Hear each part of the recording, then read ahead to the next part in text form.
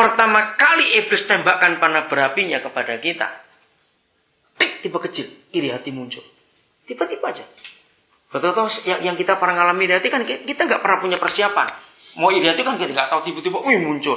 Dengar kabar ini, tahu berita itu, muncul. Nah, begitu muncul pertama kali, itu berarti setan sudah nembakkan panah pertama. Kalau kita nggak cepat padamkan, saudara, kita diamkan. Ingat, strategi musuh dari dulu sama. Kira-kira mereka ngapain lagi? Kalau mereka tahu panah pertama dia tembakkan, kita diam saja. Terus mereka ngapain selanjutnya? Panah lagi. Karena mereka tahu, diam saja orang itu. Nggak dipadamkan. Jadi dalam segala keadaan, gunakan perisai iman. Iman yang bagaimana? Contoh. Semua kita pasti pernah sakit. Dan kita pernah ke dokter. Kalau kita sudah sakit, kenapa kita sih berkatai, dokter itu bilang gini loh, dokter itu bilang gitu. Betul tidak? Kenapa kita ngomong seperti itu? Iya, diagnosanya dan kita ingin sehat. Dia ngomong gitu loh, dia ngomong begitu. Seharusnya begitu kita dengan si setan. Tuhan ngomong begini loh ya. Tuhan ngomong begitu. Itu namanya memadamkan. Karena begitu kita dinasihati dokter dan kita pegang nasihat itu, artinya ini kalau bicara makanan, mulutmu jangan rakus. Betul enggak? Dokter sudah bilang ini enggak boleh, itu enggak boleh. Nah seperti itu dengan Papa di sorga. Ketika panah berapi ditembakkan, kita ingat firman-Nya. Untuk apa aku iri hati? Karena berkatnya beda-beda kok. Papa kan berkati dengan yang lain. Nah itu diucapkan. Jangan, iya betul ya, kenapa tuh orang begitu? Nah jadi sudah kalau begitu. Katakan kata-kata iman. Sakit hati juga begitu. Enggak apa-apa. Yesus saja disakiti kok.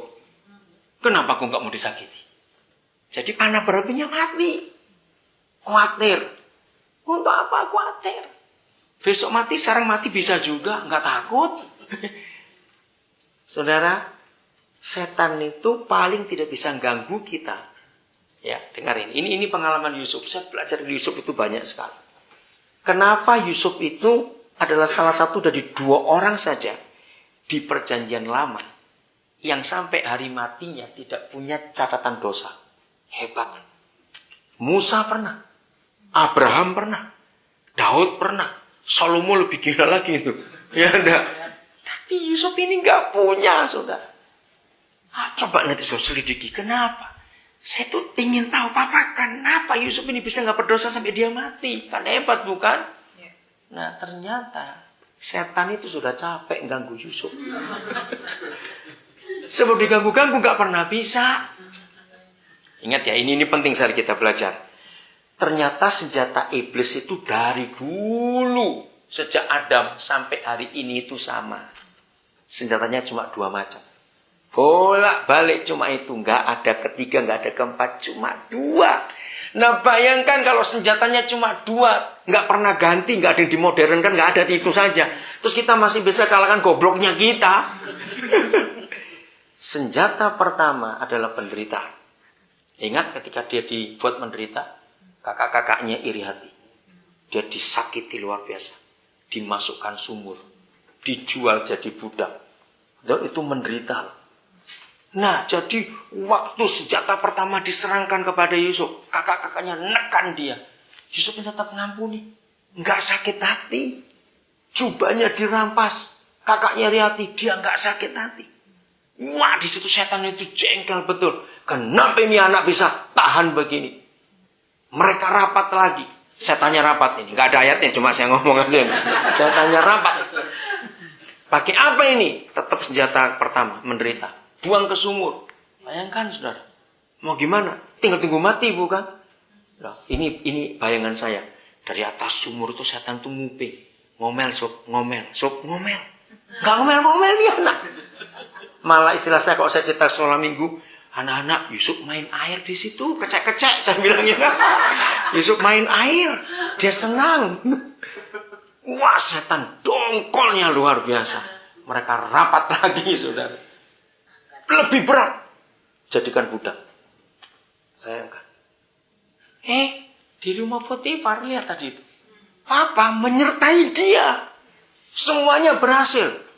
Setan sakit hatinya luar biasa. Rapat lagi mereka. Senjata kedua muncul. Kenikmatan.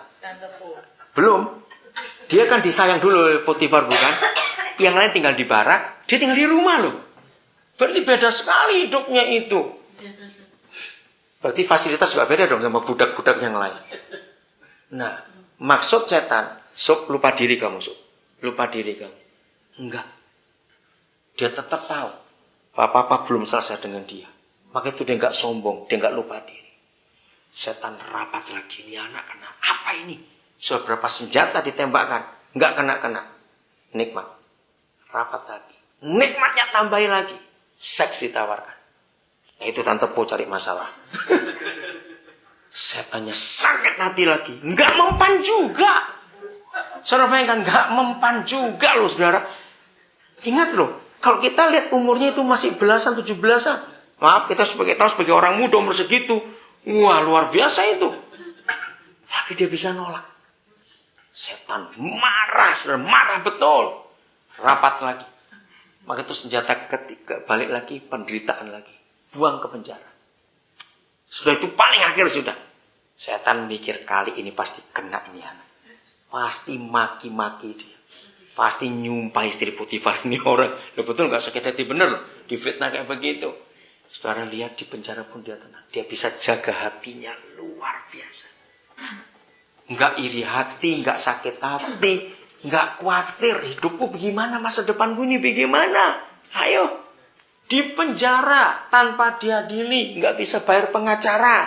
Harus terima apa adanya putusannya seumur hidup. Ayo, mau cari pertolongan siapa? Potifar sudah kerasukan setan begitu. Saudara belajar dari Yusuf. Begitu setan tahu senjata keduanya balik lagi, penderitaan. Yusufnya pun menang. Maka setan rapat terakhir. Ayo kita ngomong pada anak itu. Ini kalau istilah saya, Sob, mulai hari ini terserah kamu. Senjata kami sudah habis. Kami gak tahu mau pakai apa lagi untuk kamu. Maka itu setan gak berani ganggu lagi Yusuf sampai dia mati. Karena gak berguna.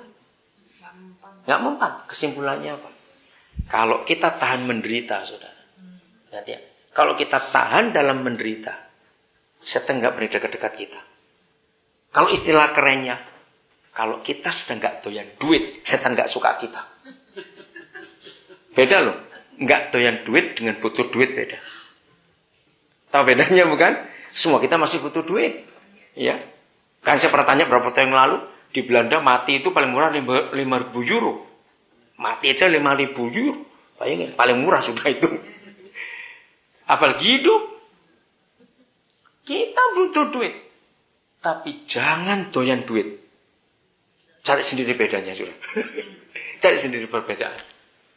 Jadi, sikap hati kita kepada kenikmatan, itu yang akan dinilai oleh iblis. Kita masih bisa digoda atau tidak. Ya tak, kalau setan tahu kita sudah tahan menderita, setan berkata, percuma ganggu arah itu. Gitu. Percuma ganggu orang itu, gak ada gunanya, sudah. Jadi senjatanya cuma dua, ingat ya.